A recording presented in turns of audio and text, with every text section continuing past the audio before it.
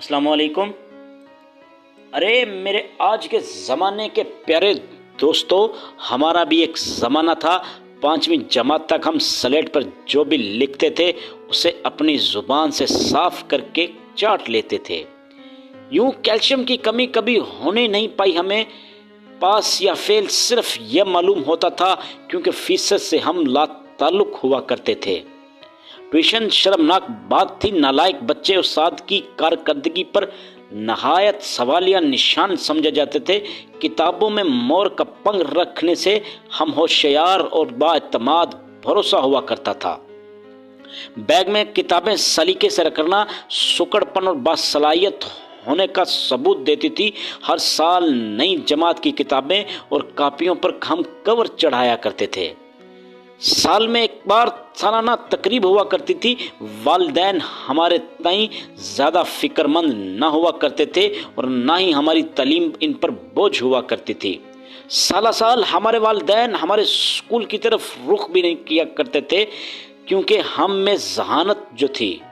School میں مار کھاتے ہوئے یا مرغا بنتے ہوئے ہمارے درمیان کبھی انا کا بیج آنے کا بونے کا سوال ہی نہیں پیدا ہوتا۔ انا کیا ہوتی ہے یہ بھی معلوم نہ تھا۔ مار کھانا ہماری روزمرہ کی زندگی میں ایک عام سی بات تھی۔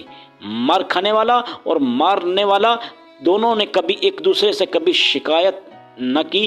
ہمیں اپنے والدین سے کبھی یہ بھی نہ کہہ سکے کہ ہمیں ان سے کتنی محبت ہے۔ نہ باپ ہی ہمیں کہتا کیونکہ آئی لو یو کہنا تب رائج ہی نہ تھا، اور ہمیں معلوم بھی نہ تھا کیونکہ تب محبتیں زبان سے ادا نہیں کی جاتی تھیں بلکہ ہوا کرتی تھیں۔ رشتوں میں کوئی لگی بندی نہیں ہوا کرتی تھی بلکہ وہ خلوص اور محبت سے سرشار ہوا کرتے تھے۔ سچائی یہ ہے کہ ہم یا ہماری عمر کے قریب سبھی افراد اپنی قسمت پر ہمیشہ راضی ہی رہے ہیں۔ ہمارا زمانہ خوش بختی کی علامت تھا۔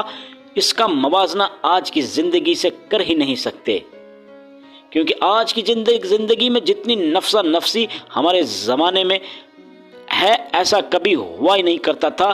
آج کی زندگی نے ہمیں اپنے ساتھ رہنے والے پڑوسی تک کبھی معلوم نہیں ہونے دیتی۔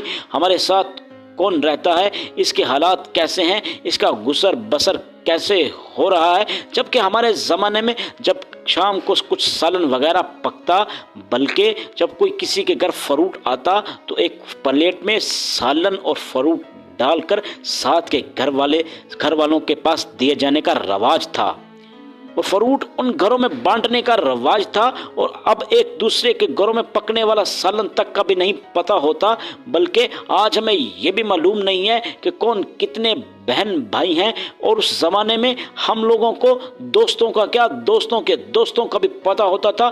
اب تو ہمیں دوست تو نہ جانے کس کس دوستوں کا بھی نہیں پتا۔ دوستوں کو ہمارے گھروں کا پتہ ہوتا تھا۔ ہمارا اتنا سکون والا زمانہ تھا، جبکہ آج تو اتنا شور و گل ہے۔ نفسا نفسی کے دور میں کسی کو یہ بھی نہیں معلوم کہ اس کے گھر میں کتنے فاقے ہیں اور کون کتنی عیاشی کر رہا ہے۔ اللہ ہمارے ملک پر رحم فرما۔ اللہ ہمارا جو زمانہ چلا گیا ہے، اللہ ہم سب کو اس زمانے کی یاد میں ہم نے اپنے لوگوں سے اچھے تعلقات کا استوار کرنے کی توفیق عنایت فرما۔ آمین یا رب العالمین۔